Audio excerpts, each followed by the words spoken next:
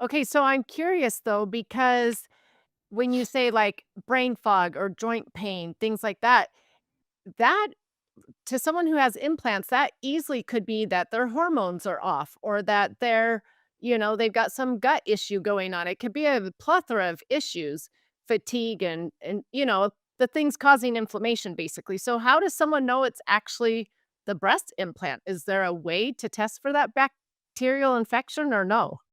Not before surgery, not currently. So it's one where you need to make sure from a medical standpoint, the patients have had those issues to the best of their ability optimized. Now we have patients come in with a whole, you know, fistful of paperwork from every, doctor they've seen, the GI doctor and the rheumatologist. And, most of the people that come to see me now have went through extensive workups elsewhere. And they're kind of at what they consider the end of their, um, rope with this, you know, problem. So I look at breast implant illness as you just said, a chronic inflammatory process of which implant is playing a role.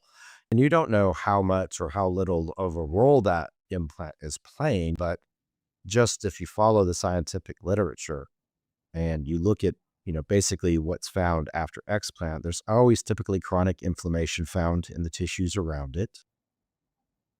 And then from a symptom inventory standpoint, our patients, clinically do better. Now we have a pretty aggressive, program when it comes to helping them with toxicity and then helping them, get better through a series of holistic treatments. It's a little bit more complex than, it's quite a bit more complex than somebody just explanting and magically they feel better.